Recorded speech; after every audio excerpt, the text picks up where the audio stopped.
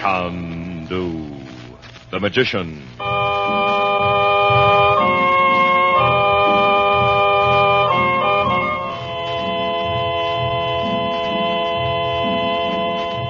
Good evening, ladies and gentlemen. The makers of White King Soap present for your enjoyment Chandu, the magician. Chandu, master of illusion, knows hundreds of magic tricks. Today, I am privileged to offer you one of Chandu's mysterious and amazing tricks. Chandu calls this trick the Assyrian money changer, and it changes pennies into dimes. You want this trick? Want to mystify and entertain your friends? Want to be a magician just like Chandu? All right. Get that White King box top. Send it with a quarter straight to Chandu, Los Angeles 21, and receive your first Chandu magic trick by return mail. What fun you'll have saying, "See this penny? I lay the penny on the table. Now I cover the penny with the mystic ruby block. So, coot, I say. Remove the block, and the penny's gone. Now it's a silver dime." The trick is easy. So easy a child can do it, but it is clever. So clever it is very hard to detect. Start your collection of magic tricks right now with Chandu's Assyrian money changer. Just send 25 cents in coin and a White King soap box top to Chandu, Los Angeles 21. Be sure to print your name and address plainly.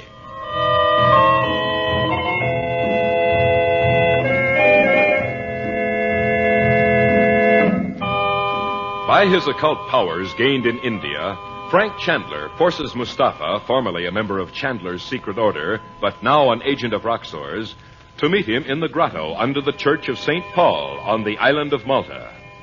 There, Chandler learns that by a fantastic turn of events, Roxor has actually hidden Robert Regent in the cellars of the huge deserted mansion next door, where Chandler and the Regents are secretly staying. Posing as an Arab with important information about Regent's lost drawings, Chandler goes to the cellars and tricks Roxor into bringing Regent into the room. Instantly, he shouts directions for Regent to escape. In the melee which follows, Roxor plunges headlong into an ancient underground well. Meanwhile, Bob and Betty are exploring the tangled garden of the old house next door to the church. It is night. Chandu, the magician. Keep away from the gates, Betty. Huh? Well, you know what Uncle Frank said. Oh, it's so dark nobody could see us if they did come along. Somebody will going to church. Now come away. You want to spoil everything for Uncle Frank? Of course not. I wish Mother'd come out with us. She hasn't been out of the house since we got here. Doggone it. I wish she hadn't been around when Uncle Frank got that message from the yogi. She's sure he meant Dad's going to die. Oh, I know she is. Poor Mother.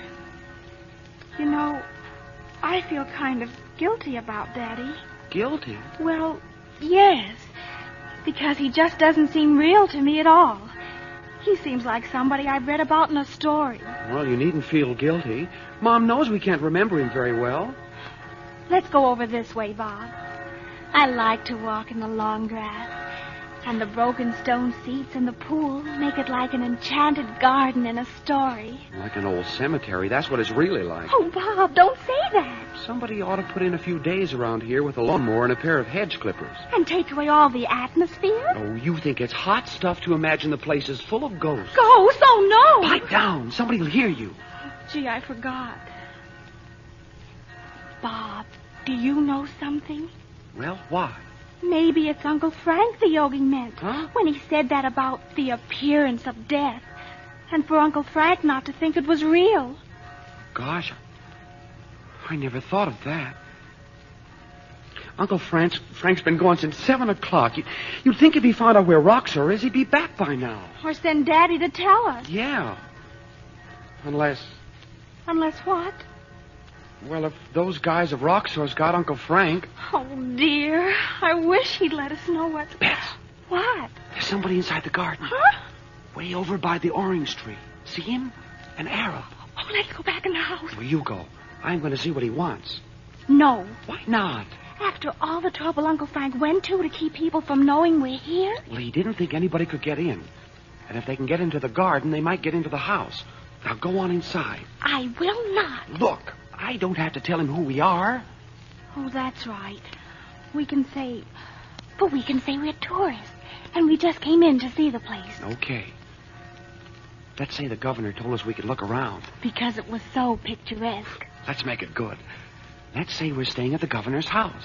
That ought to get rid of him in a hurry. And you're always saying I think things up. Well, we don't want the guy prowling around the house in the middle of the night.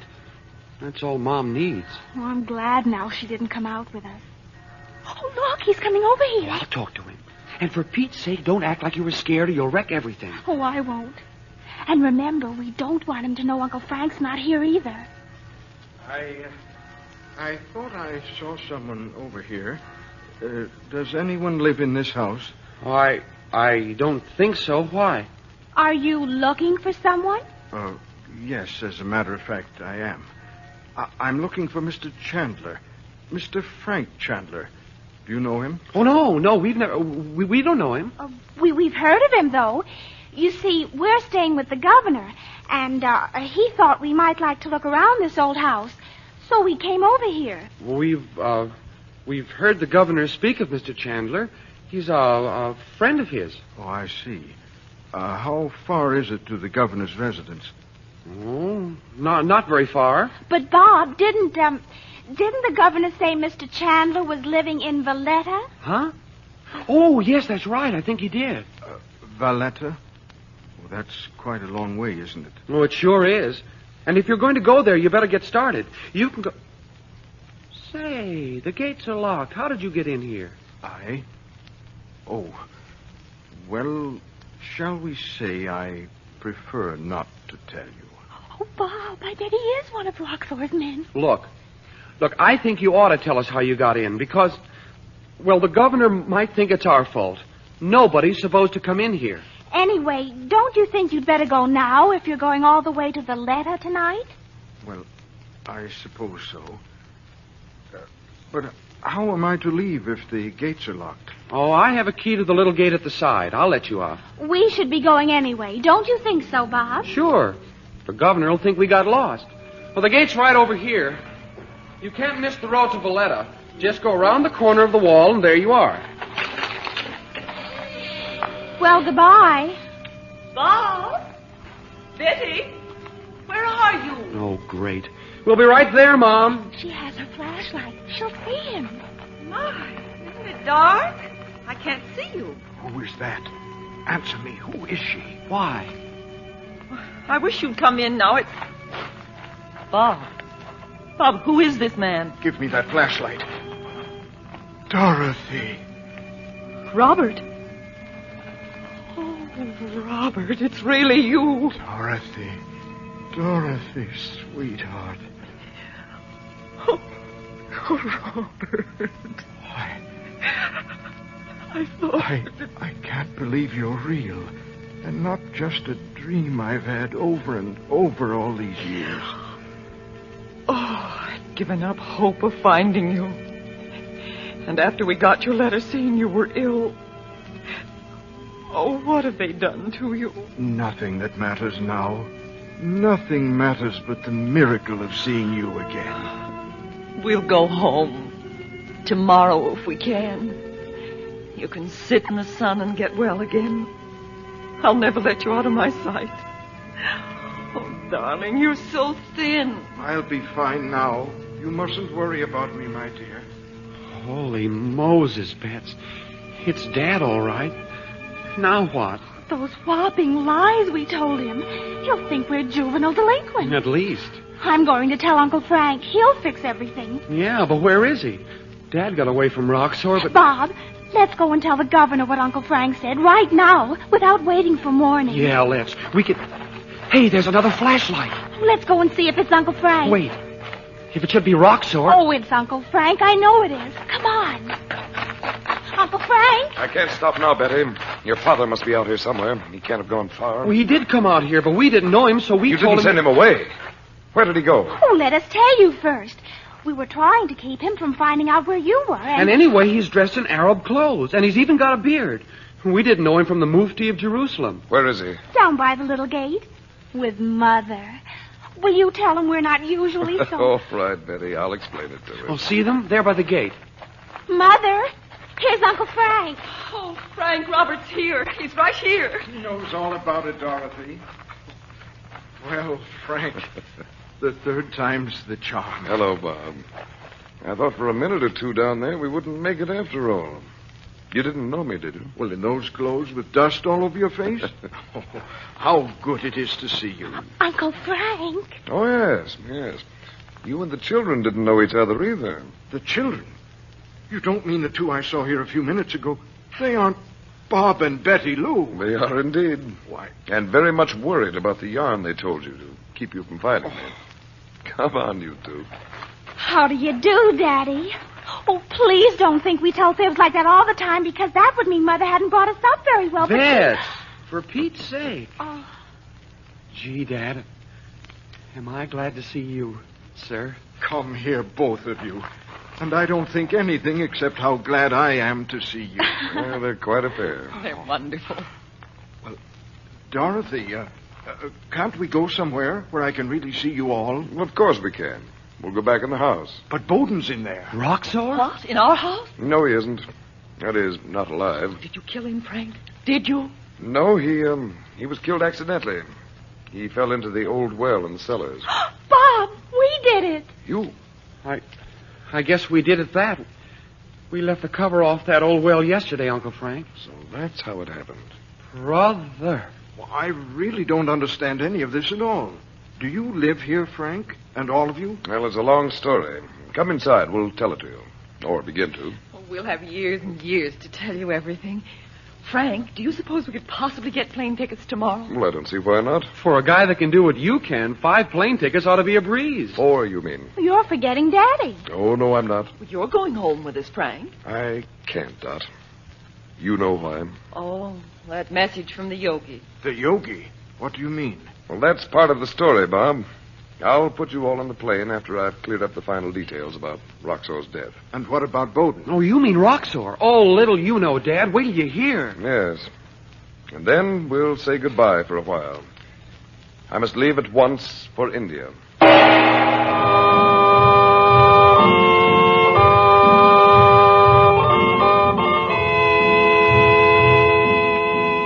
Would you like to be a magician? Would you like to mystify your friends with magic tricks? Chandu the magician has a magic trick for you. Chandu calls it the Assyrian money changer. It's a great trick. Changes pennies into dimes. And we'll send it to you for just 25 cents and a white king box top. This trick is fascinating. Listen, you lay a penny on the table. Cover the penny with the mystic ruby block. So, coot, you say.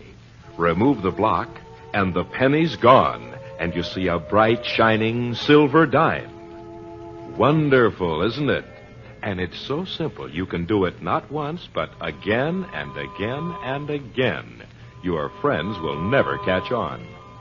To get Chandu's Assyrian money changer, just mail 25 cents in coin and the top from a box of White King soap to Chandu, Los Angeles 21, California. That's Chandu, Los Angeles 21. And remember, nothing washes like soap. There is no soap like White King. You will love White King.